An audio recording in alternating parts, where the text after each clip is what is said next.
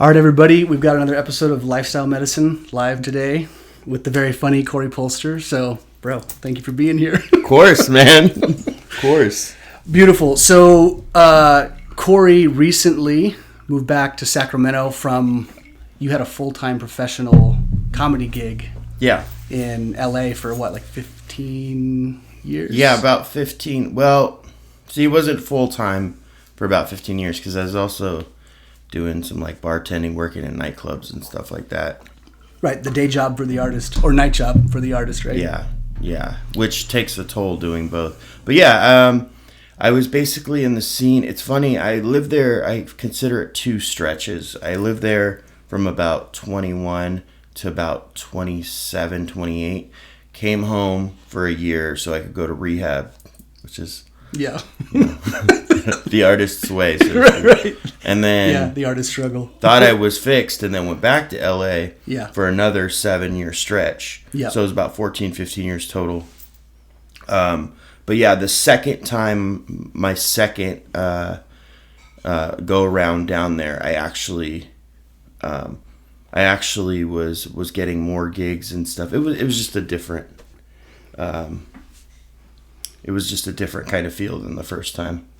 You know, I was more on my own the first time I was down there. I feel like I had a girlfriend that was like pushing me to do things. Right. I mean, I'll be honest with you. The only reason when I first moved to LA, it was to do comedy. But I didn't do it for like a year and a half. Yeah. I didn't do it at all. So what'd you do? Well, I was just working and playing. I mean, I was 21 years old in a new city. In Hollywood, right? But then I met this girl. Right. And I was like, oh, yeah. No, when I met her, I was like, oh, I'm a comedian. And she's like, oh, yeah, where do you perform? And I had nowhere to say at that point. Nowhere yet. And I didn't want her to think I was a shit butt. So I was like, all right. So then I went and started hanging out at the Comedy Store, doing the potluck. And, yeah. And then from there, it's funny how those things work. You know, you just show up one day. You start meeting other people that are in the scene. Some of my best friends are people I've met through comedy down there. I'll bet. Yeah. Well, and you ended up, I mean, over time, right? I mean, I know you had to pay your dues essentially, put your licks in, but you ended up opening up for some pretty big names too. Yeah. What were some of the big dogs that you opened up Well, one for? of my favorites was Nick Swartzen. Nick Swartzen, that's a funny story because I was doing a show. It was at the Improv, which is on Melrose, and I'm opening up for Nick Swartzen, but he's not there. So this is January 3rd. So it's like, 3 days after New Year's Eve. Yeah. I get up to do my my comedy, and actually, do we have any yes addition? Yes, we do. We could use to this. And by addition, you mean gin? Yes. Any kind of alcoholic beverage? Yes, here. Awesome. Actually, and I should give a little shout out to Cooper. Cooper, I have not met you, but this is Guardian Reserve Gin. To Coop. Yeah, Cooper. So he's got a ranch in Montana. That's good. Yeah, isn't that good? Yeah. Well, we should give a shout out actually to Pookie on this one. Yeah, Pookie. Yeah, so Paul Robinson, aka Pookie, he's Pookie. married to Deanna. Sorry about that, Deanna. Yeah, Deanna's sister is married to this guy Cooper, and this is his gin. It's amazing. So really good. So anyway, side tangent. That wasn't paid. There's no paid advertising for this, but yeah, but it's authentic. It's very good. Really good. It's incredibly good. And if you didn't know gin was made from juniper berries, I knew that from my time as a bartender. That you do. So yeah, Nick. So I was at the Hollywood Improv, and they're basically like, "Hey man, you're gonna have to go until we light you." In comedy terms, lighting is when somebody either gives you like a flashlight or a phone light, and that lets you know, like, it's different in different places. You have 2 minutes, you have 3 minutes, but wrap it up. Get off the stage. Wrap up your bit and move. Which was kind of scary for me because at the time, I feel like when you're a younger comic, like the way to do it is you get. This is what I tell anybody that asks me who's thinking about doing comedy. I say, look, get a tight 5 minutes, and this is what anyone will tell you. It's not like I came up with this. Get a tight 5 minutes. That crushes. Yeah. So that whenever you're called to be, hey, we need you to go on stage. Know it forwards and backwards. Make sure every joke lands. you start with that, and then you add another minute, and then another minute. Whether it's a minute a week, 2 minutes a week, whatever it is, so that you start with a crushing 5 minutes, and then, after maybe a month or two, you have 10 minutes that crush. After a year, you'll have 40 minutes. Yeah. Don't get lazy and keep things that don't work. But we'll get into that later. So I was on stage. The tangent comedy mind. Right. Yeah, no, and I do those all the time. I know. I know. Yeah. So basically, the producer's like, "Hey, man, Nick's not here, so you're just gonna have to go." It's really scary for me because I only had a certain amount of comedy time. I had things I was working on, but it wasn't foolproof yet. So I get up there. Mind you, this whole crowd is there to see Nick Swartzen. Sure. So they're there to see him. They don't really care about me, but it's a really good feeling when you get a crowd like that, because the thing is, people show up to comedy clubs. They're there to laugh. Nobody wants to see you fail. For sure. Right? They don't say, "Hey, let's pay $30 for a comedy ticket so we can see a guy eat shit." I'm sure there are people out there like that, but most people aren't. So I get up there, and you can kind of see who comes in through the back, and I'm doing, and I'm crushing, and I feel so good. I mean, it's a great feeling. It's going well. All of a sudden, Nick Swartzen walks in, and he's with one other guy. I forget his name. But anyways, he walks in, and he is fucked up. Really? I mean, he's...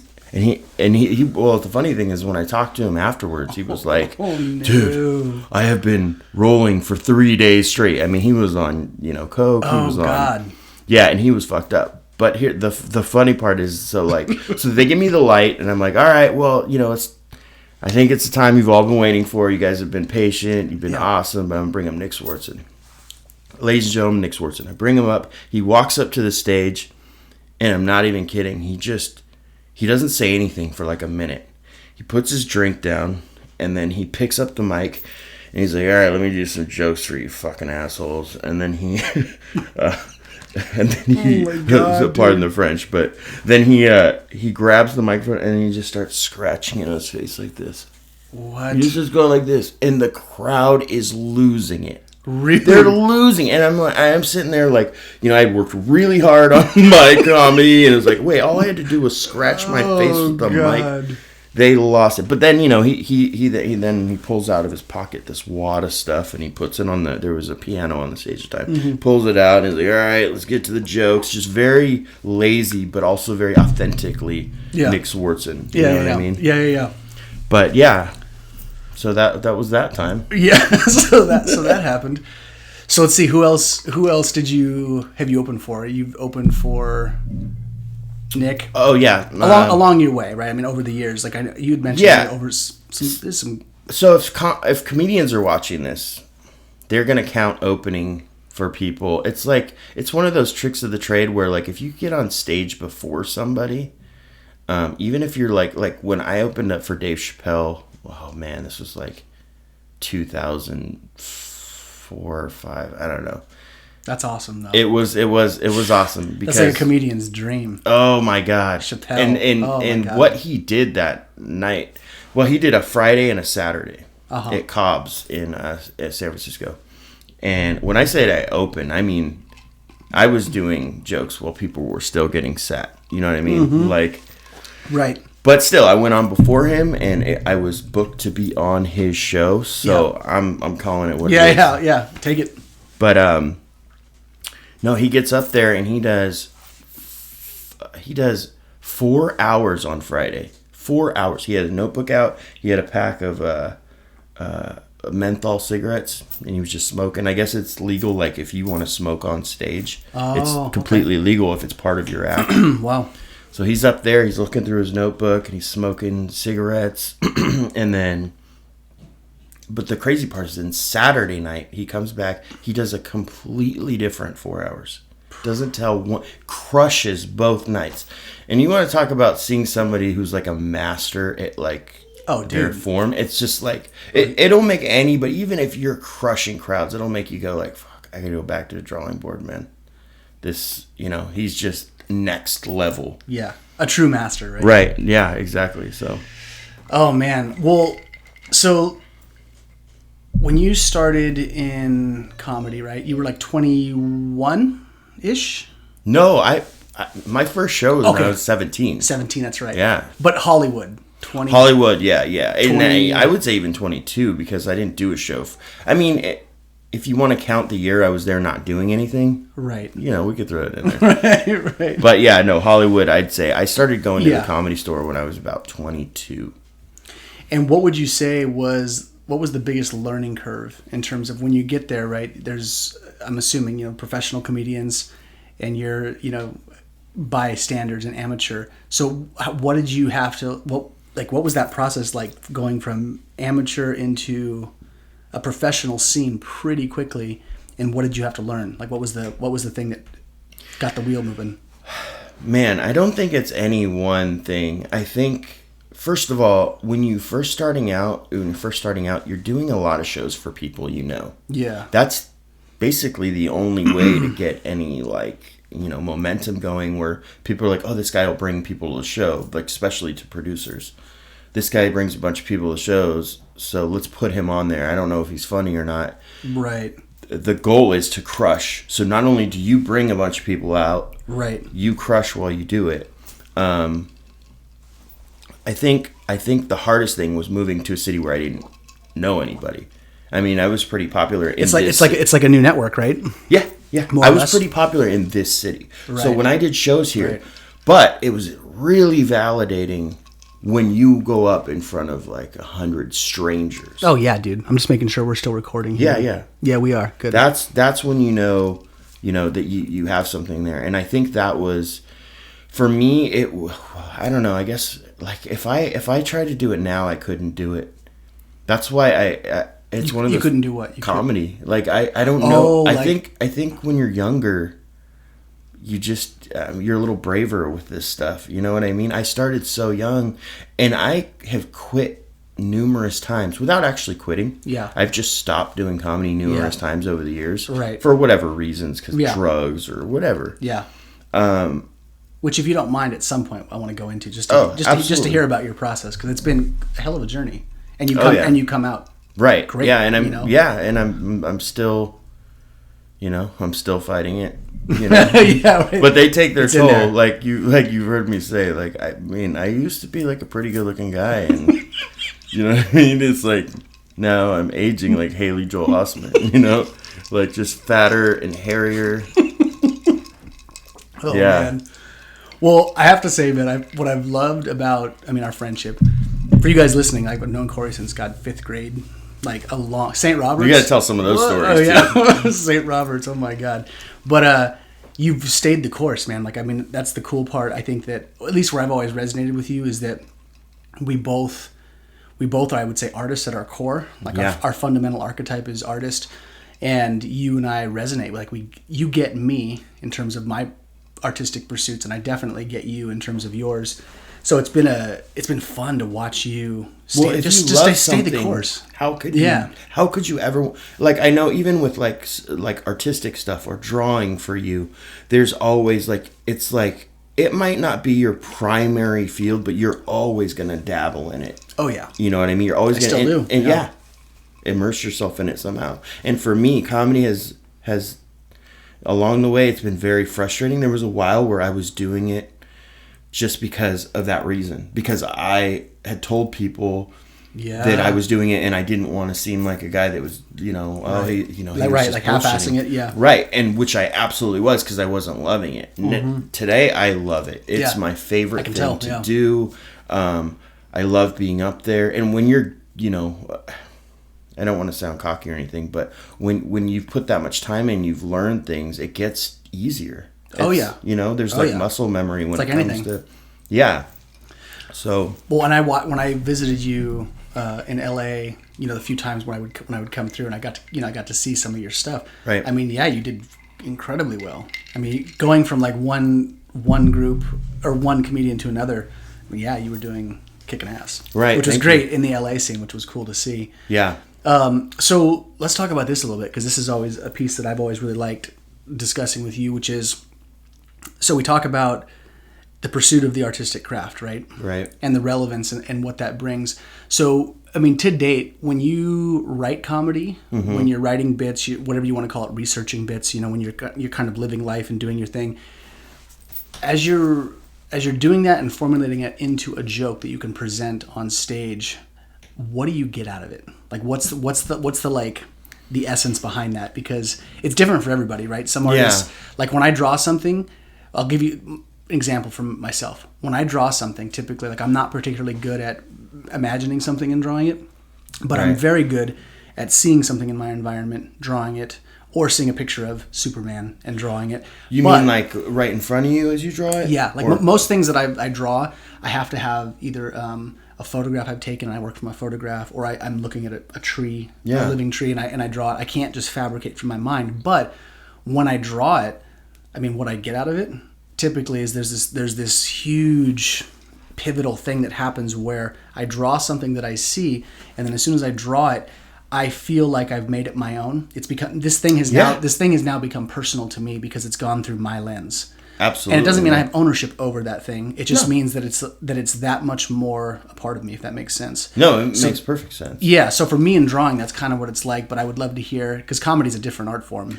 Okay, so I'm curious, like what is it? What do you get out of it? Like what's the meat? Okay, well it's funny. I'll tell you this. I remember we had to do book reports at Christian Brothers School we both went to. We had to do book report and autobiography.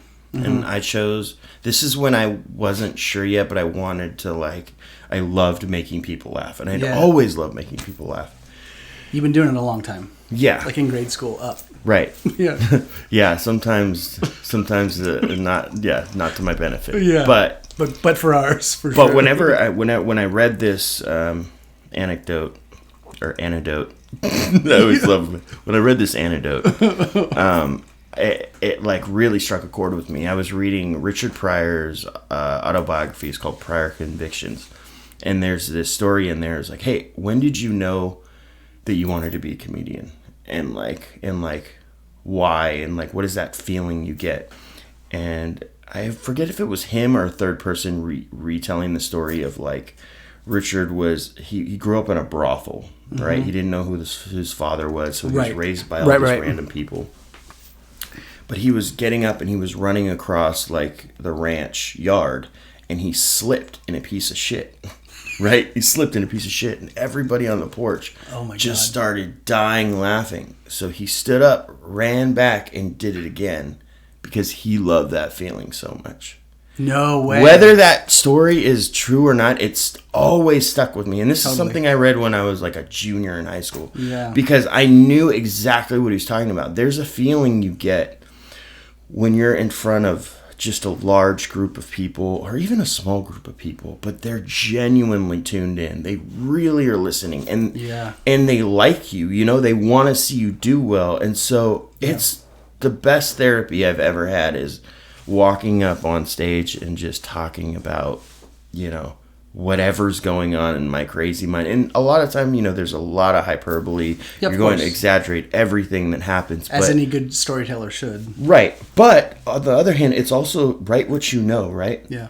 I have a bit where I talk about living in the hood, because I lived in the hood in LA. I lived in Inglewood. I remember, yeah. So but I didn't grow up in the hood. I didn't have it rough at all growing up. I actually grew up pretty affluent. Went to Catholic school, but it was important for me to do that because when I got on stage and I started talking about that stuff, people that did grow up in that environment, it was cool for them to hear what it's like for this white boy from an affluent neighborhood to be in that situation for even a year or two. Oh yeah. And then tell you what he got out of it, but then they can also be like, oh yeah, that happens every day. Right, or you know what I mean? Right. And that is that's really cool. But I think my point is you got to write what you know, even though there's a lot of hyperbolic situations, and then you're going to take liberty with a lot of things that happen. I feel like the most important advice I give to anybody in comedy too is just be authentic. Yeah. Be authentic. Don't try. If I tried to do Richard Pryor's jokes or Dave Chapelle's jokes, it wouldn't work because I didn't grow up as a black man in America. So I can't Yeah, I fair can't enough. bridge that gap.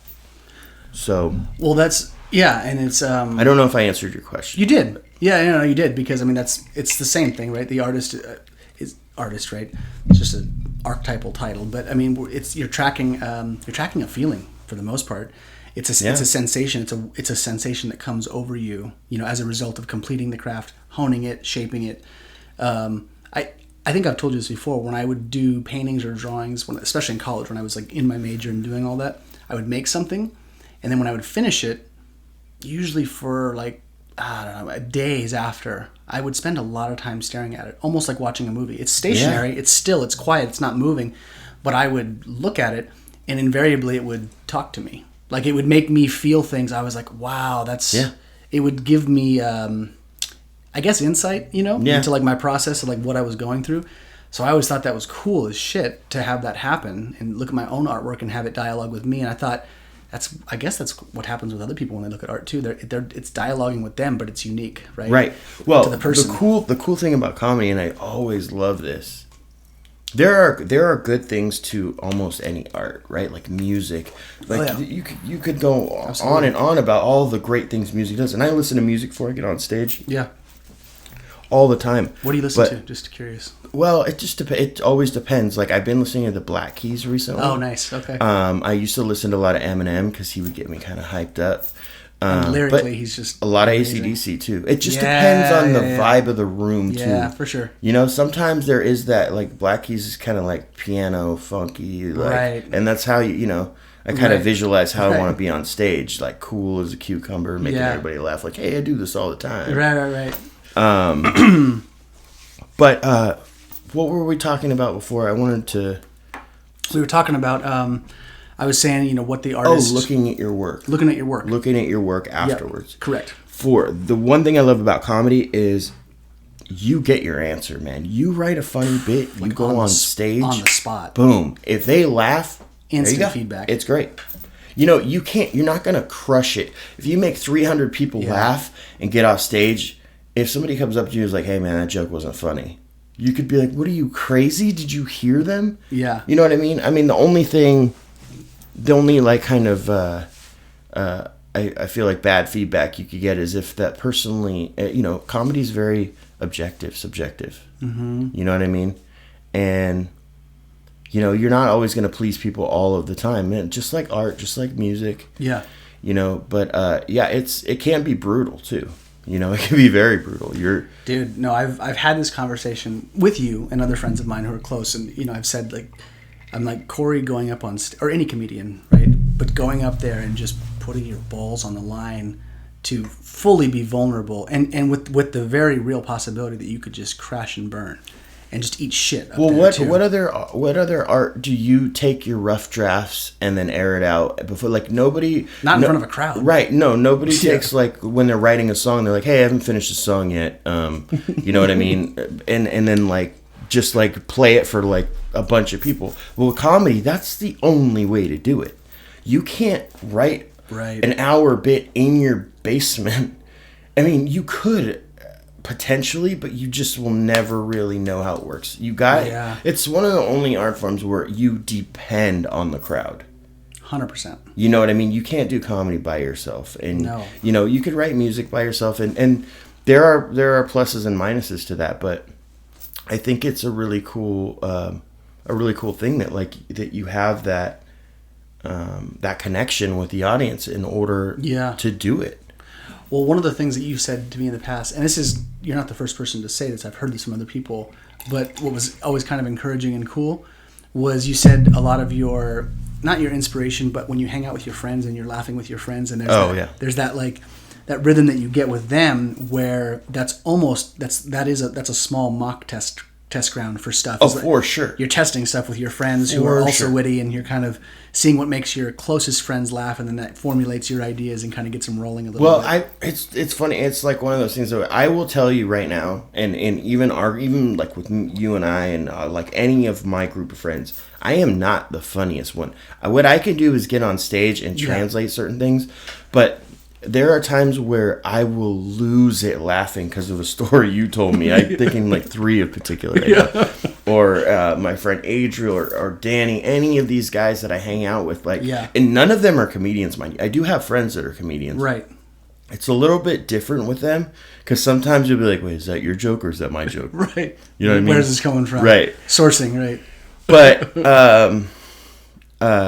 I feel like I lost my train of thought there. And it's gone. Bye-bye.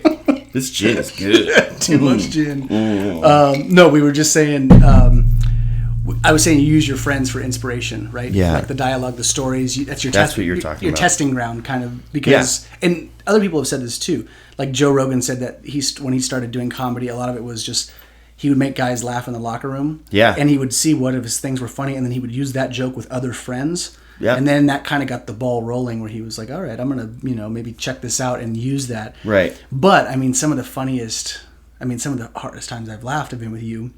And Same here, yeah. And we've just lost our shit, losing it, like uncontrollable laughter.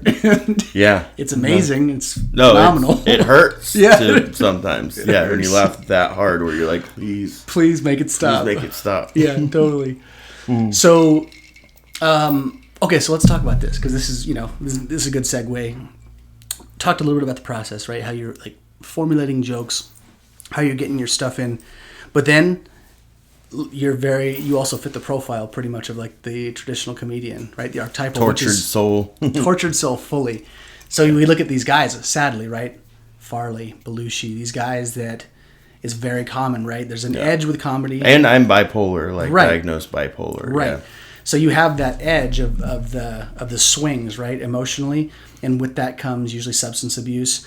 And so walk me through a little bit. I mean, obviously I know, but just to kind of give people a rundown of like what you kind of went through, how it affected your art, one, how it affected your comedy, and then how you've navigated it since then. Well, to answer the first question, it affected my comedy.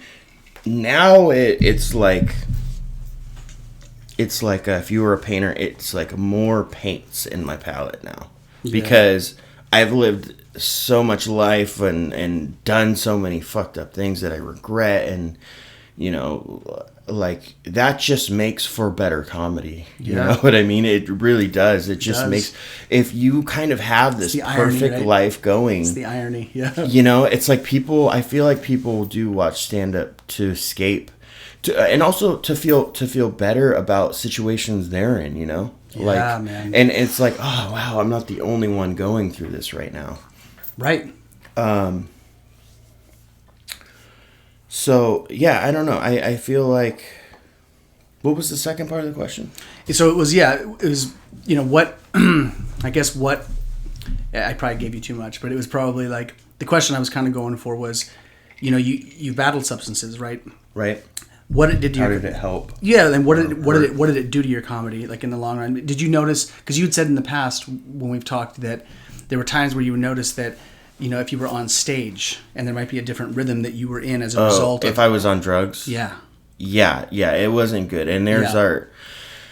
Okay. Well, it also depends on the drug. That's the crazy part. I know it sounds funny, but if I was on an opiate, right, I was much more like relaxed and I had like a raspier, like I was gonna take things slowly, lethargic and slow. Right, but I had this warm blanket over me. For anybody who doesn't know what it's like to be addicted to like opiates, it's amazing. I mean, I'm not the worst ad. Oh, right. It's awful. It will ruin your life. It almost did a few times for me. But, no joke. But there's a reason why it's an epidemic. I mean, it feels really good. It's like, it's like a lot of drugs do, man. That's why people get hooked, right? But it doesn't feel half as good as like earning that pleasure in your brain. This is like you didn't do anything. Here, I'm going to take some pills. It's like the reward system in your brain goes off, where it's so much more fulfilling if you get up and you work out and then you go do a show and you work out this material you worked really hard on and it works and the payoff is great. But for me, I feel like, opiates and then Xanax. Xanax is an awful drug because it just makes you forget everything. I mean, there's still times where I'll talk to people who are great friends of mine. Yeah. And they'll be sitting around and they'll be talking about some story I'm even like the main character of. Right. Right.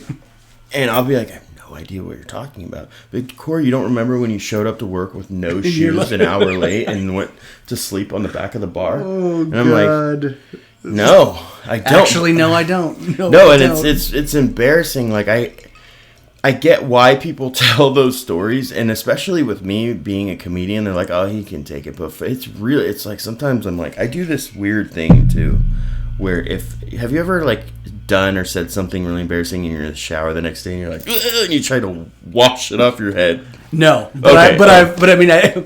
I have a process where I'm just beating myself up inside where I'm like, right. Well, I do think like I'll sometimes go like this and shoot the bad thought out of my head. I'm not kidding. Like I do weird stuff like that. But the shower, like washing the bad thought out of my head, like I don't know if that's some sort of autism or something. But yeah, it happens and I do it. But oh God. Yeah, I feel like that's Xanax is one of those things that it did a lot of that, and it was awful, and it made it so I didn't have my natural cadence. I didn't have my natural wit. My close friends used to call me Zombie CO. That's what they would call me, because I would just turn into a zombie. Pretty fitting, right? It was a different.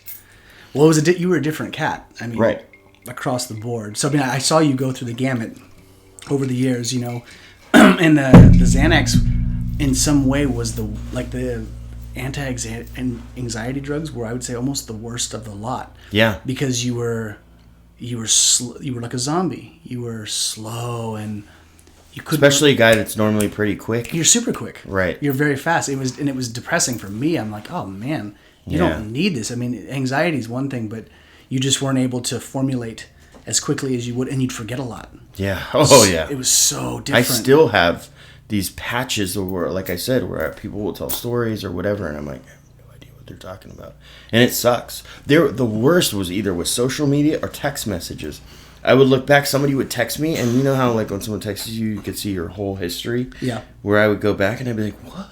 I like wrote like an essay of just rambling nonsense. Yeah. And I'm like, bullshit. What the fuck am I doing? Like, I'm glad those things happened, because it got me to a point where I was like, all right, I can't sustain this, man. It's not who I am. Anyone who actually genuinely knows me and loves me cannot stand me like this. Yeah.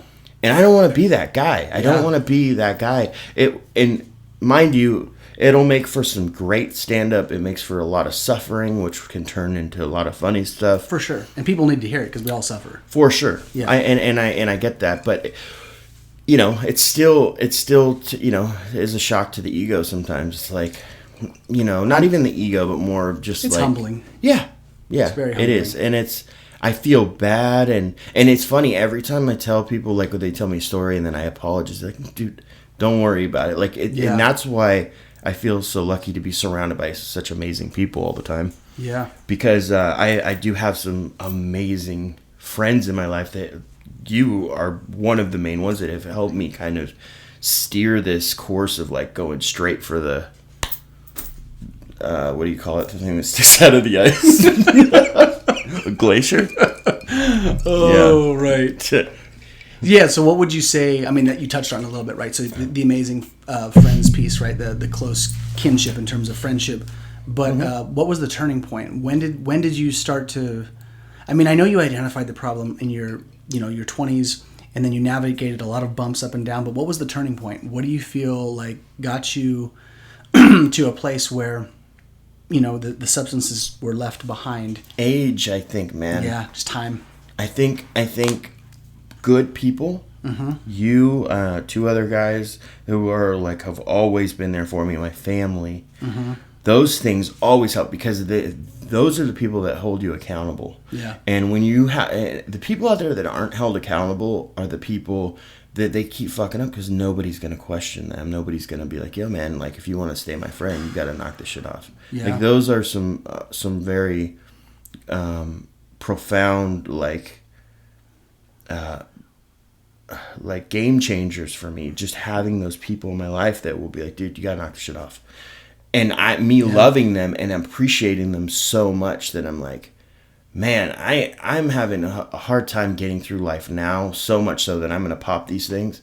But at least I have my friends. If I lose them, I'm sure, stoked, man. And yeah, that makes me very sympathetic to people out there with mental health issues and stuff. Yeah. Which, I think there's a lot more. There's a lot more in the news and social media today about these things and better ways to handle them. But as somebody that suffers from and even benefits from sometimes, because I really do believe that having some of these problems has helped me kind of see things from such a different angle that it makes my comedy funnier. I agree. Well, and I would say what's kind of an interesting point, though, about that you're saying people that are willing to hold you accountable, I know I was one. There were other people in your life as well, some of your really close buddies, that were saying, this can't stand, this isn't sustainable. No, but they never gave up on me. Correct. Yeah. But what's interesting about that is that there are, there's a certain amount of, what's the word I'm looking for? There's a certain amount of fortitude that you naturally have to withstand that confrontation, because a lot of people, man, there's there are other people in my life that I could approach with that same ultimatum and they would tell me to fuck off.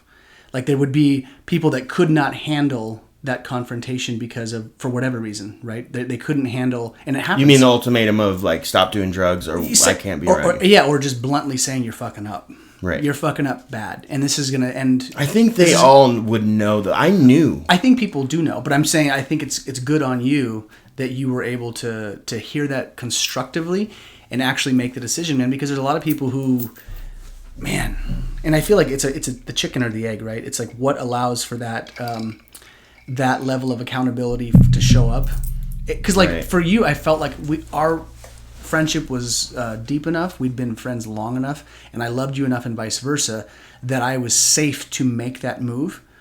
I feel like if that foundation isn't there too, if it's not solidified, you're not genuinely really close with the person, or not fully, I feel like it can't.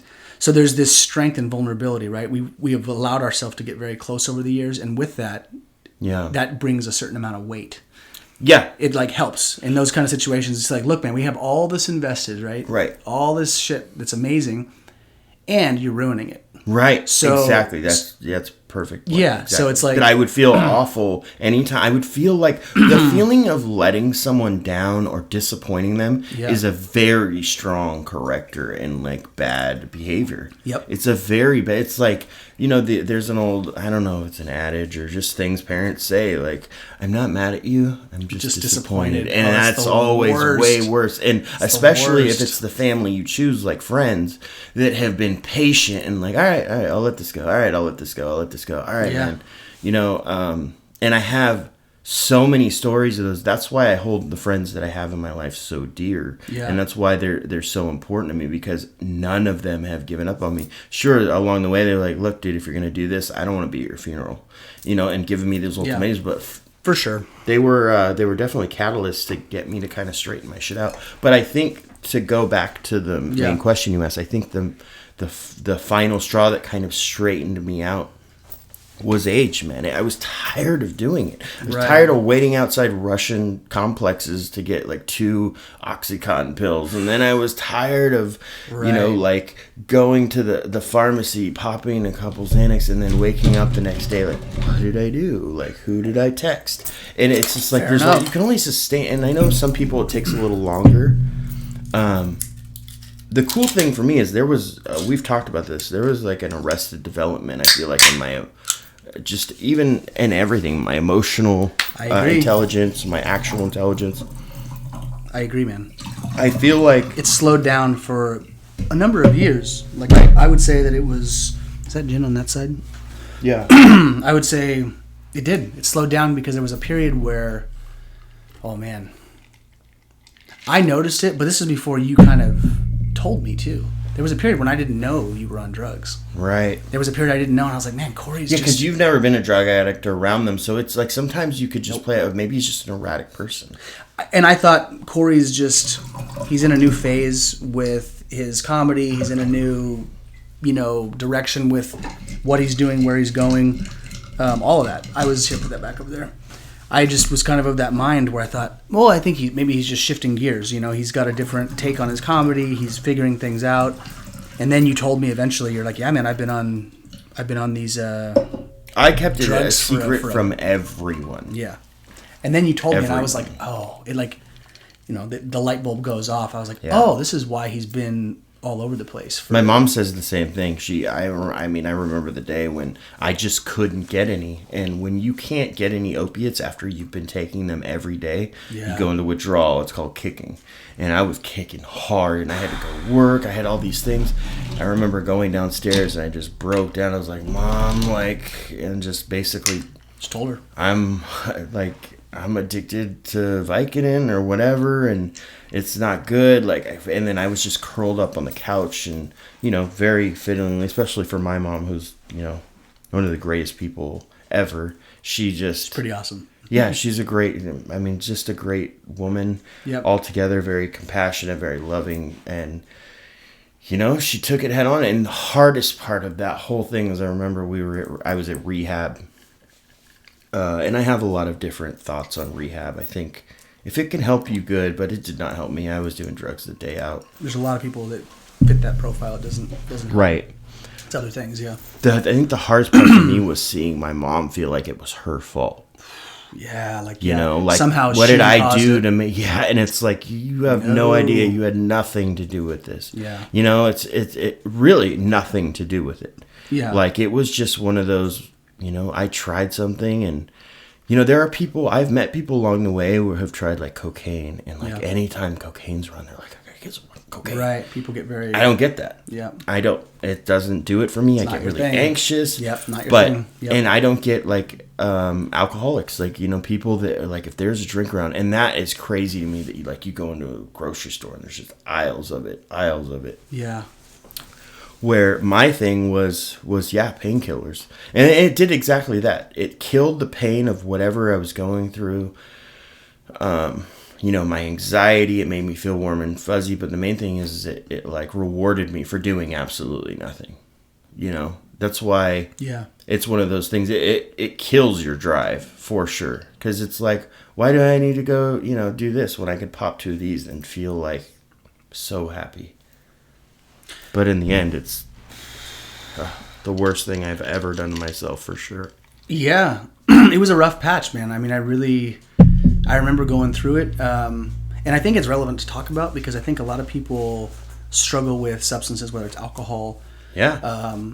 We all have our things, right? Substances aren't the thing I've struggled with. I would say the things I've struggled with are completely different in my life. But I would say they are equally as heavy, but they're just not that. For sure. It's just not substances. But there's a lot of people, man, they struggle with alcohol. And I feel like what you've hit on, which I think is true, it's that amazing social network, right? If you have a network of people that love you, but you also have to be willing to admit you have a problem. I think there was a point where you voiced it and you told me, and you're like, this is what's going on. And then I was like, oh, fine. I was like, first of all, I'm glad you let me in.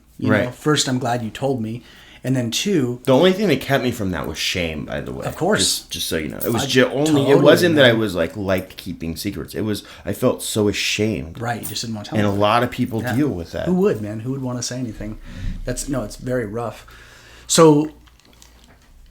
And 2. What's that? You said and 2. You said 1. Oh, the social network, right? The people, the friends. I think the second part is just the willing to admit you have a problem, the accountability. Right. There comes that point too, because I feel like if a person is not accountable, or I don't know. And there's a touchy thing with guys sometimes, right? Yeah. Don't ask for help. Yeah. So right, and if someone confronts you.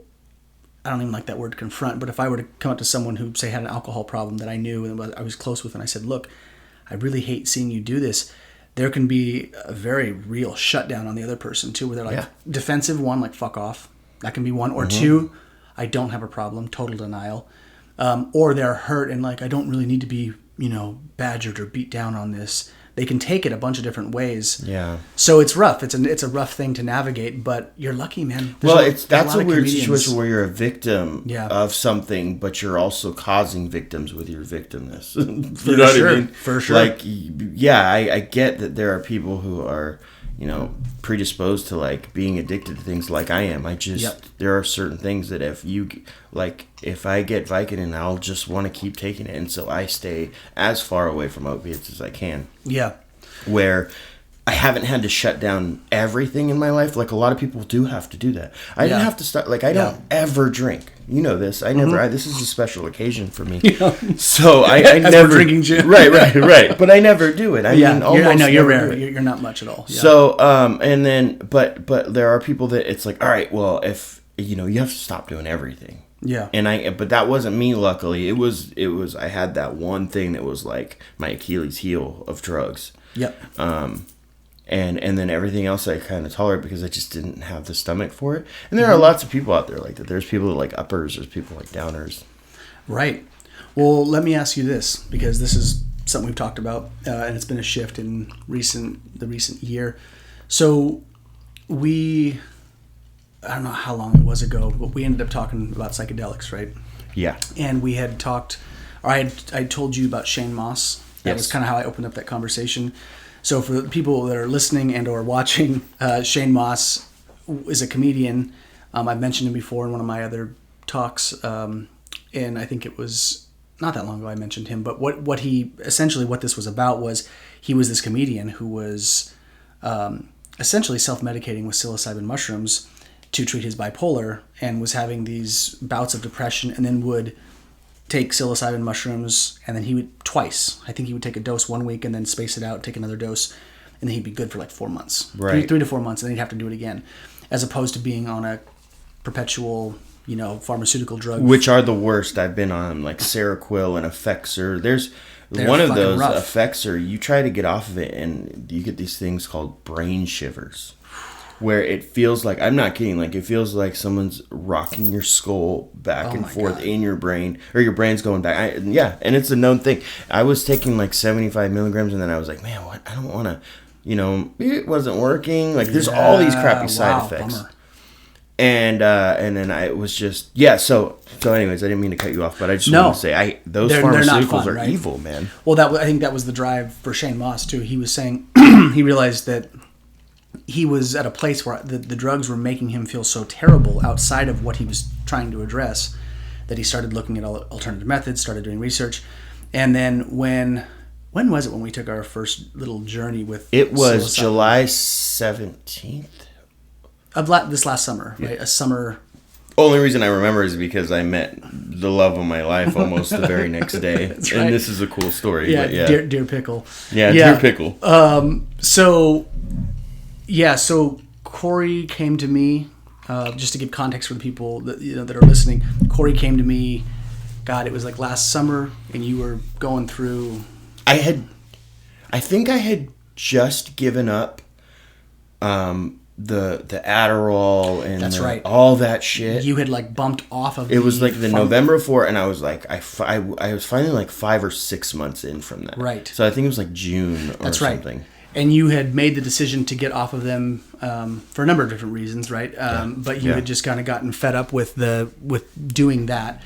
And you were talking to me, and you were just saying there was like this depression, there was this heaviness, you were feeling just fucked up. Basically, it was not a good space for you. Well, let me add to that just a little bit, so it doesn't minimize it by. Yeah, give some context. Yeah. There was a point for anyone who has mental health issues or doesn't even know, there was a point where I was daydreaming about dying. Now, not hurting myself, but like, man, if I died, I would get all this love. People would miss me. It would be like all the things that I feel like I had been missing or used drugs to like, right. Paint over. It would all come at once. And so I want to be very clear. There are people that have, they have a tendency to like where they might actually want to hurt themselves. I never thought about like actually hurting myself, but the thought of like, man, I wish I would just die in some way that would make people feel really sorry for the fact that I'm gone, and then they'd miss me, then they'd see. And it was just a shitty feeling because it was just needed a change of perspective, Gray. That's all it was, because man. Not anything, all the things that were making me think like that haven't really changed. I'm not a famous comedian out there. I don't have tons of money. Like all these things are there are still things that I still had in my life. Then what it was I just now have a different perspective. Yeah. I know that I'm loved. That has a huge payoff for me to know that you have people around you that care about you. Yeah. And we'll talk about that when we get there, but a big part of one of the last journeys we did was realizing that. Yeah, it was huge. So, Cory, thank you for that, because that does give a larger plug-in, in a context. And Cory came to me and was just saying, you were saying, like, I feel terrible. You said that same thing to me. You're like, and you told me, and I believed you, and I really did. You're like, I'm not going to hurt myself, but I'm having this emotional thing come over me where I'm like, it'd be easier if I was just gone. Yeah. And I thought, Jesus Christ, that's really heavy. And that was where I said to you, Cory, I don't know if there's some problems I'm not sure you can like think your way out of. I know. I said sometimes you have to maybe feel your way out of them, and that's where we talked about psychedelics, right? I said maybe. I said if you're open to it, and then I referred you to a bunch of research. And I was terrified, mind you, because of my experience with edible cannabis. Yes, me too. Which if there's anyone out there that takes it and is like, wait, I don't get it. Like it is a nightmare for me. Terrible. Yeah. Same for me. Yeah. Edible cannabis makes me feel like I'm dying. Yeah. Like if I have too much. Yeah, I was telling you about the time I took 100 milligrams on accident because my friend Adriel, thanks, Dick, gave me a pill and he was like, this will be a good idea. Yeah, and then I took it and I was in my room like this for 8 hours. Please, I was chanting, please make it like stop. Like a mantra. Please make it stop. Please make it stop. Like an incantation to come out of the spell. Right, yeah, and I finally passed out and like woke up and I was still high, but... Yeah, it's horrible, right? So you were freaked out. So I thought maybe mushrooms, if it's anything close to that, you're like hell no. And I live in my head. You know this about me. So I was always like, oh, I heard people. I heard a guy wouldn't let anyone touch him because he thought he was a glass of orange juice, and they were trying to drink him, and like all these crazy urban legends that probably aren't true. Right. But yeah, so I was very scared to say the least. You were. But we talked about it at length. I think I sent you the Joe Rogan podcast with Paul Stamets. I sent you some research I had found that I had come across, and I said, check this out, read about it, think about it, sit with it. And I said, the next time you come to Sacramento, maybe we can kind of sit and do that. And you agreed, right? And then that first time, that was last summer. Yeah. And then what happened? Oh man, that was. I mean, we had. I don't know what shook loose for me. Yeah. But, like I said, I was daydreaming of just like not being here anymore. Like I said, not hurting myself, but like, I wish I was in a car accident or something, so I wasn't here. To then, like, all right, I'll try anything, and I was super scared, but I have a lot of faith in our friendship and trust in you, and I it was the perfect person to do it the first time with, because when I remember when we took them, we did a little like a prayer before, and it I don't know, it was a nice ritual, especially us being raised Catholics. Yeah, some of that stuff can kind of get you in the right mind frame to be a little bit more spiritual. And and just to give context to that, like, it wasn't anything that I devised or made up. It's sitting in a few what you would call medicine ceremonies over the last 10 or 12 years. Right. Like, I'm not a shaman. I would never claim to be. I'm not at all. I'm just a dude.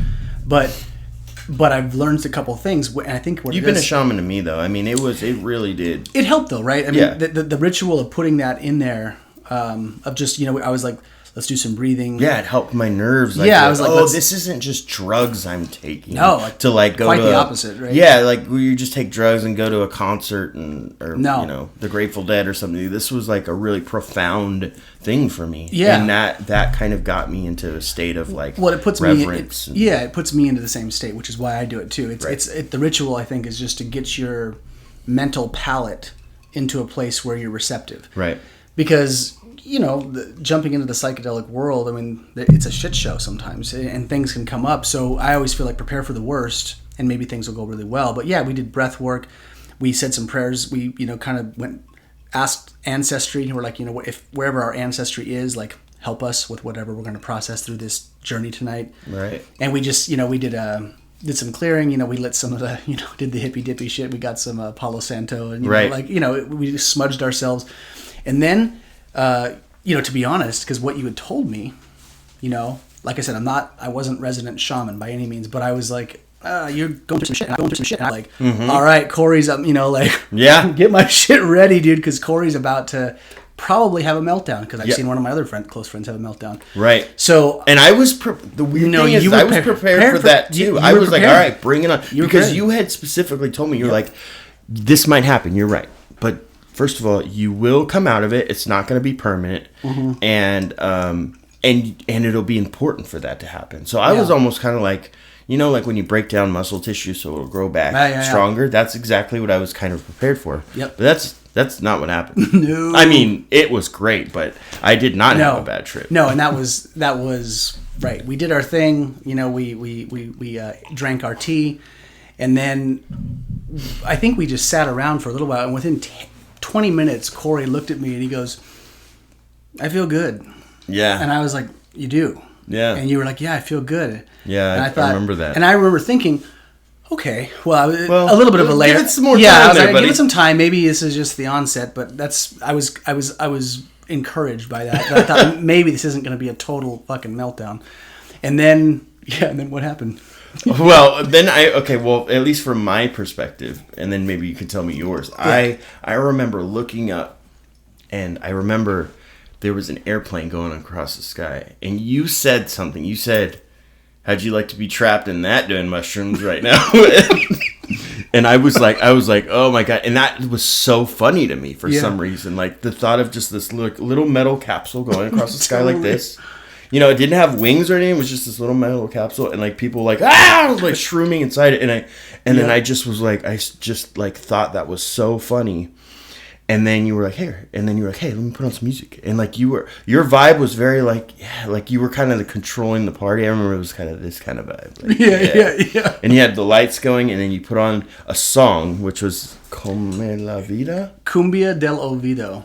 Greatest song I've ever heard. It's Pookie, I think that's Pookie. It is Pookie. That's a shout out to Pookie. The song was amazing, but you put it on, and that kind of set a vibe for like. I remember like hearing it, and I was like, "Whoa, okay," and it wasn't too much. And then it was like I remember laying on the grass. The other thing that you did was you're like, "Hey, you want some water?" And I was like, "Yeah," and it was you had gotten frozen strawberries. That's right. And you put them in the canteen, so it was like instead of ice cubes, you had and it was strawberry water. Yeah. And I remember taking a drink, and I was like, like you ever seen a kid eat ice cream for the first time on YouTube? This is the most amazing thing ever. Right. But I remember you had this look like, And then I think what really set it off was so it was fun. I remember laying on the grass, and I remember specifically thinking like, why would anybody ever sleep inside? Why wouldn't you just sleep on grass? Because it felt so good. But I remember I had to pee from drinking all that strawberry water. Well, before this was the Little Homies. Was it? I thought it was because I stood up. Little Homies went first, then you went to go pee. And that was the rabbit hole that set it off. That's right. Okay. Yeah. So we had. I'll just interject this piece. Now, all of this, right? This is the weird part, at least for me, about mushrooms, is that when you eat them, it's a mixed bag, right? There's all these crazy things that can happen. There's usually a euphoria. There's usually a little bit of panic. There's a little bit of oh shit. Right. But we hit this phase where Cory and I just started talking, and we started sharing stories. And I told this story to Cory about when I was really young. I was like 18, I think. The first time I sat with mushrooms, and that was recreationally, just being a kid. Right. And I was with a buddy of mine, and we drove to Monterey, and on the way back, we basically stopped at a Safeway, and we found these little homies, which were these little tiny plastic containers out of with Mexicans in them, with Mexican cholo vatos inside of them, and you opened them up, instead of candy being in like those little vending machines that have the 25 cents, you open them, it's like an egg, and when you open it, it's like, Victor, and he's got like, his little cholo outfit on it, and you're like, and we were on mushrooms, so right. we thought, what the fuck is this? And we started losing it. I told Cory this story, and Cory, he's like, wait, so there's little tiny like Mexican characters inside the eggs, and I'm like, yes, bro. And he's like, but we started going down the rabbit hole of like, who thought of this? Who thought like, hey, who saw like a bunch of cholos walking down the street? Was like, what would be awesome is if we put them in little plastic eggs and sold them for a quarter. Oh my god, we lost it so hard. We started laughing so because I was like, No cancer research. No foundation. Right. Little homies. Little homies. Little homies. Yeah, that's what I'm gonna do. Little plastic cholos and little plastic eggs for a quarter. Shit. It was really funny. And and so when you're on psychedelics, I feel like these rabbit holes. Yeah. Oh my god. Man, they can be amazing. I'm sure they can be bad too. I haven't experienced any bad ones yet. I have. Yeah. They're a little rough, but yeah. Right. So we go down this road, and then Cory says he has to go to the bathroom. Oh yeah. So I have to go to the bathroom. And I remember standing up, and I didn't have shoes on. And we were in the backyard, and it was summer. It was beautiful, and I stood up, and I was looking for my shoes. Yeah. But I was doing this for like 5 minutes before Gray was like, "What are you doing, man?" Because it was taking you a long time to go. Because I was looking for shoes. I was like, I'm looking for my shoes so I can go to the bathroom. And you're like, you don't need your shoes to go to the bathroom. And I'm like, oh yeah. So then I go and I pee and I come back and I finally find them and I sit down. And I don't even know, like this. I'm curious to know if people will find this funny, because if it was just the psychedelics or if it truly is. But I sat down and I was like, whew, that was a mission. I wish I had Samwise Gamgee and the rest of the Ninja Turtles to help me out. In your face. No, and there was a good, whatever, how many seconds it was, but I think about a 10-second silence. I looked at him and I remember thinking, wait, I was like, did you just say you wish that you had Samwise Gamgee and the rest of the Ninja Turtles helping you? And he's like, yeah, of course I said that. And I was like, Cory, what the fuck does that mean? What universe have they ever been in the same story? And you're like, no, I just wish they were helping me. And you were trying to explain to me. I'm like, no, I get it. But why those two things? And so, God, I mean, Cory and I, from that point forward, I fell out of a chair. You fell backwards out of the recliner. Out of the recliner. Like, he started laughing.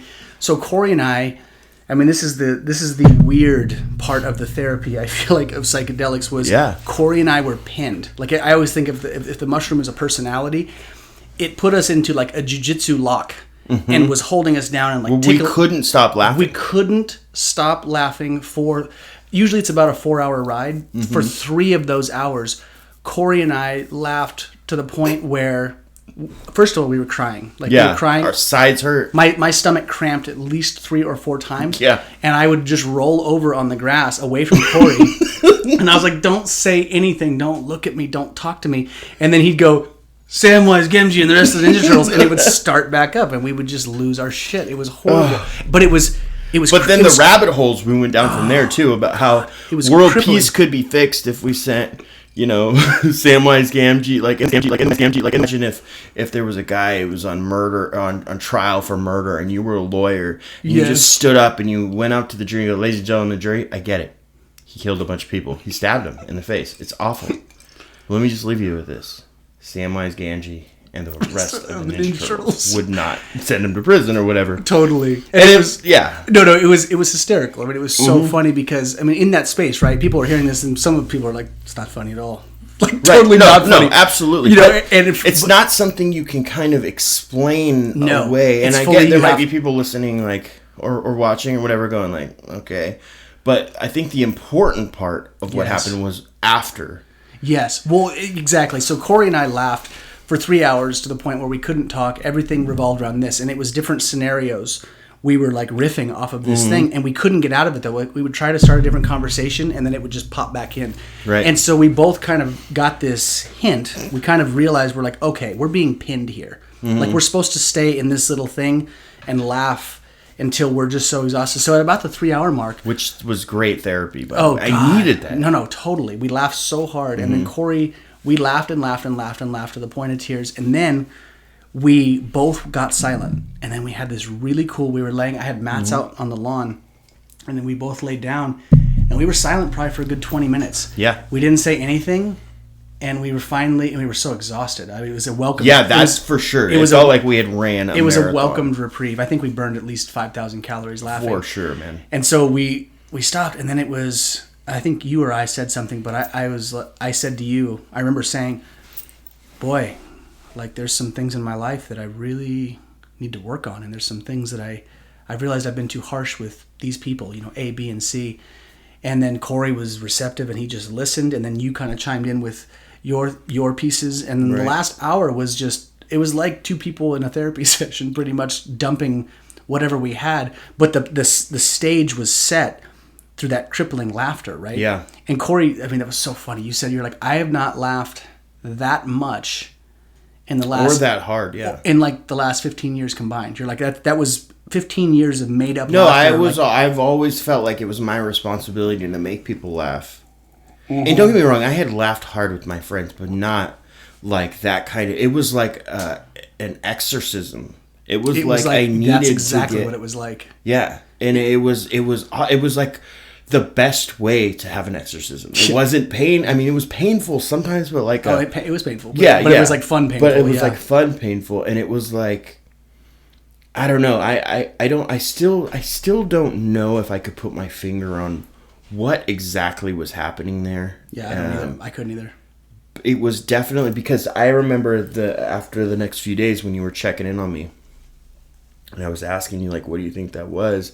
Your kind of answer was like, well, I don't think we'll ever know, but I do think that it's just proof that your spirit is intact.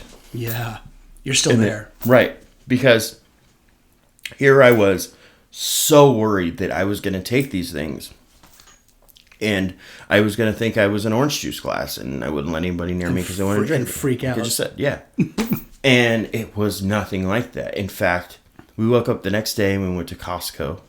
Which was epic. It was epic. There was a foot massager there. We were like, and I had to go, like, I think my wife and my daughter were out doing something. I told Cory I had to go to Costco. I was like, hey, buddy. Oh, they had to go to a class. And so while they were in the class. That's right. And I was like, I said to Cory, you want to meet me at Costco? And I mean, and this is so post psychedelic journey. No, we drove together because it was the day after. That's right. And Cory was like, that's right. Mm-hmm. And you were like, let's go.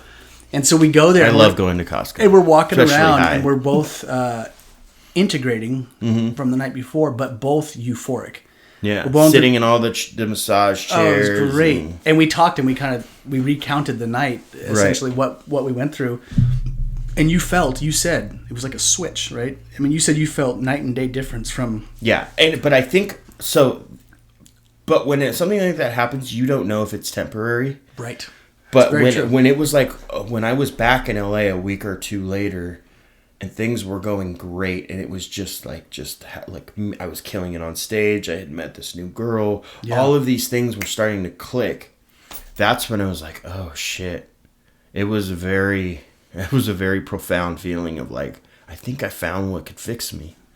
Or at least have a piece in it, right? Like of resetting all of this Seroquel or effects or all this like Xanax, all these things that these doctors shoved in my face, and the whole time, one of the things that I have done all of those pharmaceuticals, and none of them, they didn't do anything for me. And in fact, they made it worse. And then I did this and everything started clicking. And because of that, I think that's a huge reason I decided to come back to Sacramento. Yeah.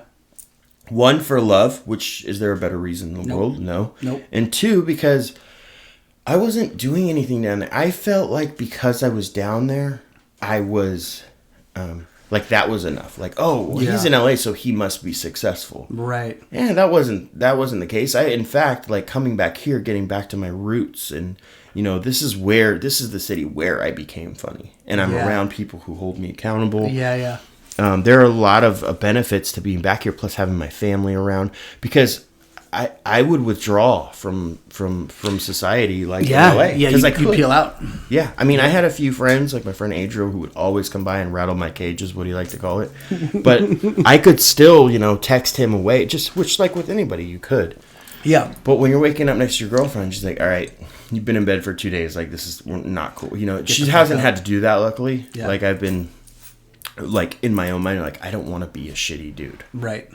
So there... I just have to say though, with combining the psychedelics and then coming back here, it absolutely has changed my life. And so I think anybody I think you have to be careful if you have mental health issues, because I'm not a doctor. I don't No. know. I could just tell you what works for me. No, there's definitely contraindications, and it's like there's no advocate saying you should do it, right? It's just, I mean... I'm just telling my story of how it... No, I think there's a lot of people, man. That's the thing. It's all anecdotal, people sharing their experience, right? But I think that was the piece that struck me, was because I got to watch you go from one side to the other. It was like a coin flipping. Because you would know. Yeah, and do you remember? I mean, towards the end of that journey, I was talking to you. I remember I said, Cory, I was like, the work you're doing is important. I was like, you're funny as hell. You know, you're. Oh yeah. And that was a big turning point, and that we kind of glossed over. Was there was the part where you were talking about when we kind of got done laughing and we quieted down. We settled down, yeah. A huge part was like that. Yeah, it was. I remember having a very distinct feeling like, man, I got like Tony Robbins here, because you completely reconstructed my self-worth just with basic, like, because I feel like part of the reason you were able to do that too, obviously, you're very intelligent and you have a large vocabulary, but like you also know me, so you telling me these things and me knowing you're not a bullshitter, definitely not. It meant so much more. Like, fuck, he's right, and making great points, making great points about and the fact that like I do remember having this distinct feeling of like, man, if I was as big of a piece of shit as I have been thinking I was, then why would I have all these amazing people around me who refuse to give up on me? And that is, it's an amazing feeling. And I feel like one of the things that the psychedelics did was help me get there. And I feel like it made you receptive, because I could have had that conversation to you, at a different time, and it would have been like, yeah, thanks, But right. But I think once, that's the beautiful piece of like psychedelics, is that they pull you into this realm where you're receptive. Some of the barriers are dropped, and it's like dropping that seed in right at the right time. Because all I said to you was, I said, the work you're doing is relevant and important. I said, you're bringing joy to people's lives. I said, right. the world's fucked up. Like, people are, I mean, there's a lot to be upset about. There's a lot to be worried about. I said, you're bringing levity to the souls of the people that you're touching. I said, that's relevant work. I said, have some gusto. And Cory, like, shit, you're awesome. Yeah. And you got it. You were like, yeah, I am. And I was like, yes, you are. Well, I just needed that kind of kickstart of like, and I feel like moving forward with our journeys, this last journey we went on was a lot different. Yeah. A lot more introspective. It was a lot more introspective, but it was just different. Each thing is its own journey. Its own universe, right? Right. Yeah. This one for me, I remember having. I've had some because, like you said, you have to kind of reset it every few months. Yeah. I started like kind of sinking back into that old way of thought of not being worthy enough or being good enough. And after this last journey, I remember having this feeling of like, wow, I'm loved. And having that feeling of being loved was like, it was so profound for me. It was so profound because it was like nourishment, man. It was like sunlight. It was like a blanket of warmth. And really, people don't need too much. We're pretty resilient. But one thing I feel like we all need is like love. Yeah. In one form or another. It's pretty simple. Yeah, and I'm not talking about sex love. I'm not even talking about girlfriend love. I'm just talking about pure, like, if anything were ever to happen to this person. Yeah. There's a feeling you get when you know somebody would be destroyed if something happened to you. And that kind of built me up to know, like, wait, I can't take myself for granted. And I can't daydream about hurting myself or being hurt or whatever, or dying, because that would, like, if these people died, that would crush me. Why would I ever do something like that to someone else? Right. Purposefully, Yeah. Well, so this is really good, because I remember when you, that last journey, you were on the floor, right? Cory was, I have this awesome space heater in my office, which we're in right now. Mm-hmm. But I have this awesome space heater that has the fake fire, and it was getting really hot in the room. And so at one point I turned it off, but the flames are still going.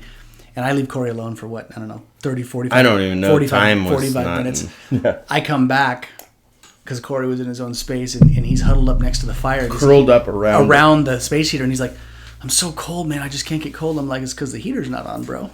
Well, that's a perfect example of mind over matter because it wasn't even that cold in here. It was that I had been cold when we started the journey. Outside. Because it was freezing. Yeah. And I could never quite get warm. Yeah. Except for when I started thinking about like, oh, I'm loved. And that brought a actual physical warmth over me. And you broke that down for me in that space. You said, and you said to me, I was like, how you doing, man? And you rolled over and you're like, I'm loved. Or like you said something like that, and I remember you. Then you were also like, "Well, tell me about it." And I was like, "I can't." I was like, words. I was right like, now. Cory. I was like, yeah. I asked you some super deep existential question about Catholicism because Cory's Catholic. I'm like, bro. So what's your relationship with Catholicism nowadays? And you're like, I remember having my face down, like I can't say the words right now. I think that's my rhythm to a fault to ask the wrong question sometimes at the wrong time. No. I mean, but you were like, it also got me thinking about it. But it was like, you're like, there's no way I could. You're like, I can't verbalize this. I cannot do this right now. It's no way. Fair enough. There was no way. So swinging this back to, this has helped, right? In terms of just the pharmaceuticals, right? The drugs, like the introduction the psychedelics or the psychedelics have seemed to have made a shift, right? That have like shifted things for the better. And then with that, obviously you met Nicole, which is my pickle. Like the next day. I always tell people like, oh, how did you meet Nicole? I say, oh, old school Tinder. They're like, what's old school Tinder? I was like, that's my mom. My mom's old school Tinder. I didn't have to swipe right. You know, if your mom says, hey, this girl thinks you're really cute. Like, I was like, oh, dude, can I see if I can get her number? Oh, that's hilarious. And it's funny. Like, her and I will kind of think about all the things that had to happen for us to get together. Yeah. And it's like, it really strengthens our bond because, like, there's so many, like, any other day we would have missed each other. Who knows if she would have been working. Right. There's all these things that kind of had to line up. And one of the things that had to line up was I had no self-worth the night before or the week before. Yeah, that's right. So when my mom, had told me about some girl and they own a day spa that worked there, is like, she thinks you're really cute. I might have just kind of like shrugged that off or whatever, but because she said, I was like, well, who are you talking about? When she told me, I was like, oh, see if I can get her number. And then from there, Gray came over, and then we constructed the perfect text message by the pool. That's right. Cory's like, hey, man, she just texted me this. What should I say? I'm like, bro, give me your phone. Yeah. We picked out the perfect emoji. I was like, give me this. Oh, no. Don't do the kiss face emoji. That's a little bit too aggressive. Way too forward, bro. Right. Way too forward. Well, I think what's cool about this, right, is that it points to, I mean, this is the thing. It's not unique to our experience, but I think a lot of people talk about, it's like anything in life, right? Once the psyche and the emotions have shifted, reality seems to kind of augment and shift with it. Yeah. So it was this amazing, I saw it almost like a sign. It was like, here we go. As soon as Cory had the shift, that clicked over, then you were immediately into this, relationship, and you were just so into her. And it was another person that had to hold me accountable, which was huge because left to my own devices, like I said, I withdraw. Yep. Every time. Mm-hmm. And like it's funny when Gray kind of approached me, he's like, hey man, I want to start working out in the mornings. I was like, oh cool, 9, 10 o'clock. It's like, no, like the mornings, like be up 6:30, be over here at like 7. And by the way, I only see at 7 o'clock when I was like closing my eyes at 7 a.m. to go to sleep. Right. Like for a long time. Post-night shift, was right? Post-night shift. So, but I remember like the first morning I woke up and I was like, I don't want to do this. Like I had gone to bed early for it. And it's pretty much like that every time where like my first initials like, fuck. But then I look over and I see my girlfriend and I'm like, if I don't go, she's going to be like, fucking lazy piece of lazy shit. Bitch. Yeah, so it's a good catalyst to get me like, you know what? And then you also, like, I don't want to hear like, dude, come on, man. Like, what the fuck, bro? Get over here. Like, yeah. And it's like there's two people right there that I know are going to hold me accountable, where when I was in LA, I was so like, you couldn't see me, and like we could FaceTime and stuff, but it was like I was so far away that people could pull me out of what I was in. Yeah. And I finally kind of snapped out of it, and it feels better. There was times where I'd go like a week without seeing the sun in the winter, because you got to imagine the sun went down at like 5. Right. And I would go, I mean, I would maybe see it in the morning, but I would go to bed at like 9, 10 a.m. It was, and I accepted it. I just was like, oh, I'm a vampire. Right. But it was almost like, I don't need to do that now. Yeah. And that's why moving back here was important for me, I feel like. I did too, man. I think it was a good move. And what I told you still stands true, which is people say, oh, you're leaving like the Hollywood scene. And it's like, you're not leaving the Hollywood scene with your tail between your legs. I said, you're in love. It's a choice, Yeah, you're coming back to a place where you started, which there's a nostalgia, there's a romanticism. And this city, Sacramento, has really grown up. Oh, you know what I mean? Dude, when I came back, I was gone for 14 years. And I came back, and I was very surprised at how different Sacramento was. Still got a lot of growing to do, but I was impressed. I was like, wow, this is not as bad as I remember. Right. And it was never bad. I shouldn't say bad. No, but I know what you mean. Yeah. So what do you think now, I guess with the introduction of psychedelics in relation to like your comedy, has it reframed, I don't know, how you think about it or how you approach it, or is it just sort of like internally things are better, so therefore you're, creating comedy differently? I think a little bit of all of it. I mean, I don't feel like I feel like I'm about three trips in right now. So I've done mushrooms 3 times. And I feel like there's like each time I've come away with something really important. Yeah. So I feel like before I could really focus on fixing, even like writing or things in my comedy, I needed to fix like myself, you know what I mean? Yeah. Like you can't paint if you don't have a paintbrush and Right. Is it an easel? Yeah. I don't know. An easel? But yeah, like, so now that those things are somewhat like patched up and repaired, I feel like I have so much life that I need to talk about, and there's a lot of people out there that have mental health issues, addiction issues, all these things that a lot of people have gone through. And I feel like, it's our quote from that book we love. It's like, the true meaning of any art is foreshadowing a higher universe reality. Yep. I'm sure I kind of paraphrased that. That's pretty much it though. Yeah. And I love that saying because it's so true. Like the high mission of any art is that. Right. Yeah. To foreshadow that. Yep. Right. If you're going to put like your soul out there, and that's what I feel like real art is putting like who you are out there, you better make it worthwhile. You better make it worth something that people... Throw it down. Yeah. Otherwise it's just, I don't want to say garbage, but otherwise it's just, it's contrived. It's not organic. It's not inspired. Yeah. You really need to throw down, I think, with conviction, with your creative craft and with your passion and with your arts to do it right. Yeah. You got to throw it down heavy. And that's the way it should be thrown down. Meek art is not usually the move. It's usually like bold. Like let's express, let's really push this out. So now that you're back in Sac and you're reframing, right? You're getting used to coming back to Sacramento, living here, the whole rhythm of suburbia in downtown Sacramento. What are you looking to do in terms of the comedy scene now? Like, what's your intent when you were starting in LA, right? It's like, I got to make it big with the big Hollywood comedy scene. Now, which is the opposite of what you should be doing. No matter what city you're in, your first and only thing is, I should make whoever's in front of me laugh. Right. And how do you get there? If it makes your friends laugh, if it makes you laugh, what is it now? Would you say, like, now that you're back in Sac, what do you say? Like, what's the directive? How are you approaching your comedy now as you start to like get your name back out here again? Well, easy.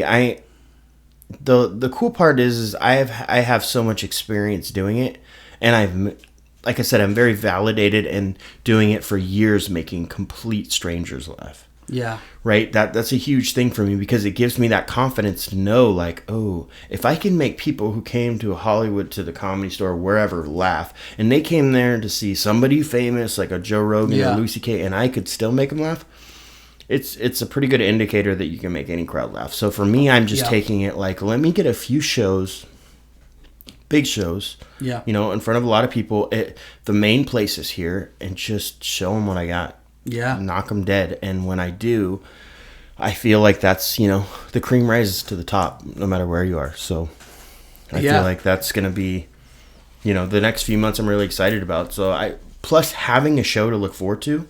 I think I have one at Laughs Unlimited March 3rd. It's the first Tuesday in March. Nice. And I'll be there. Yeah. It's called a Pro-Am, and it's like, I'm sure it's a bunch of like newbie comics, but as far as this city is, I am new. Right. I haven't been here in a long time. You've been gone, right? So I want to go up there and just knock it out of the park. Yeah, as you should. And then, you know, but that also gives me some incentive to write some new stuff. And I was telling you, part of the problem in the past has been that I would get lazy with writing. And that's because you can go up and see a different crowd every night in LA. You can't do that here. So when you could see a different crowd every night in LA, you could do the same jokes for years, and people they'll crush because they haven't seen it. But here, I feel like, you know, if you come to a show, I don't want to do the same jokes I did for the last show that you saw. Yeah, I don't want to do it. And so it kind of makes me go, all right, well, let me get some new material out there. Yeah, and that's another great reason I'm happy to be back. So, well. It's really good, man. I'm glad you're back in this scene. I'm glad you're, you know, a big fish in a small pond. Like I like that, dude. That's a good move in the purest sense. I aim for that. People are like, "Why would you want to be that?" I'm like, that's exactly what I would aim for. Right. Please give me that. Right. So I think it's really good that you're circling back, and I love that. Just, you know, as a hat tip to you, that you're still pursuing the thing that you fucking love. Like, it's so important. I will always pursue it. I know. There's no I know you will. I feel like that's where, I don't know, I feel like as soon as I let go of this expectation that people expect me to be somewhere, you know what? Like, you put it perfectly the other night. You were like, if people are asked, so Cory came back, what, did he give up comedy? You tell it straight. Like, no, he came back to his roots. He's in love. It's a very simple formula. Yeah. And when you said that, it hit me like, you know, I wouldn't have put it like that because I overthink things. Mm-hmm. But that is 100% right. I'm in love with a girl who I fucking adore. Yeah. She's hilarious. It's great. It's exciting. It's fun. And I'm around my friends and family. Yep. And, you know, I'm back to my roots. Like, I'm in a smaller city, and there are still super funny people here. And the crowds are, you know, it's not like if you make a crowd here laugh, it's any different than making a crowd in LA laugh. Yeah. You know, it's just what's funny is funny. But it's a very simple formula, and so far it's great. I've only been here a month and a half, almost 2 months. A lot has transpired too. You have work now, right? Yeah, we're working out in the mornings, right? Yeah, yeah, we're getting to hang out. But it's the accountability is what I say for most of that. It really is, man. Like, I feel like I get up and I accomplish things that I. Plus, I was in a situation in LA where I made like a lot of money in like 2 nights of work. So, and I just paid my bills, and it was like, it was like a rut. It was very simple. Where coming up here was a huge sacrifice of like, I don't know if I'll have work or I'm kind of like, but it's a risk I'm glad I took because I can instantly already feel how much happier I am for sure. Yeah. Well, that was one of the things that we were talking about, and I think it's true for a lot of people when they make a decision that on the external presentation looks like it's the external presentation, right? You're leaving Hollywood, but it's the internal presentation, the internal thing that's happening. I was so for it. I was like, Cory, come back, man. I was like, yeah. For selfish reasons, but also I know for a fact for non-selfish reasons. Oh, yeah, it wasn't both. Oh, for sure. There was definitely a bonus of like, yes, bro. One of my best friends. I was like, I'm gonna be bugging you all the time. You're gonna see me. I love that. You're gonna see me at least once a week. Right. But yes, but on top of that, right? It's the thing of get back to the family connection. Put these other things ahead where you're not just like chasing. Right. Just get back to the simple pleasures because those things are they are their own nourishment, right? Like the lifestyle medicine, right? Right. That's it right there. Is just how am I living day to day where I'm getting little bumps of joy from the things I'm doing. Right. Yeah. It's so helpful, man, because people like finding joy in the monotony of it all and finding in the schedule and people I mean, I know a lot of people, man, they hate what they do. Right. They make a lot of money. I just can't. But they hate it. I'm not built that way, man. I know, and a lot of people do it, and they're able to process it well. And it's not a judgment. It's just something, like you said. God, man, I can't even bring myself one step towards that. It's very difficult for me. Yeah, it's very difficult. And sometimes people like being in a cubicle. Yeah, and people have to do it out of necessity, right? Right. They have kids, and yeah. So it's like the life happens. There's no judgment around that. It's just the problem with that is that you can, if you start resenting your family because of it, because you had to give up what you had to do in order to support them. And that's real too. Yeah. That's its own navigation, Well, bro, is there anything else that we should touch on? I don't know. I'd love to come back other times. You'll be back. Yeah. You'll be back for sure. This won't be the last time. So, yeah, man, thank you for doing this. I'm stoked to have you, back in Sacramento. Thanks, for my own laughs, for one, Yeah, no, so, I'm stoked to be back, too. If people want to find you, social media or whatever. Yeah, I have a website. It's Cory, www.corypolster.com. It's Cory, not Corey. And then, just type in my name. I'm on social media. I'm going to be trying to put up a new calendar on my website once I get a few shows booked. But for right now, man, I'm just gonna be in the Sac scene, the Sac comedy scene, and making people laugh, and go from there. Yeah, doing your goodness. Yeah. All right, man. Well, thank you for being here. Thanks, brother. Yep. Cheers.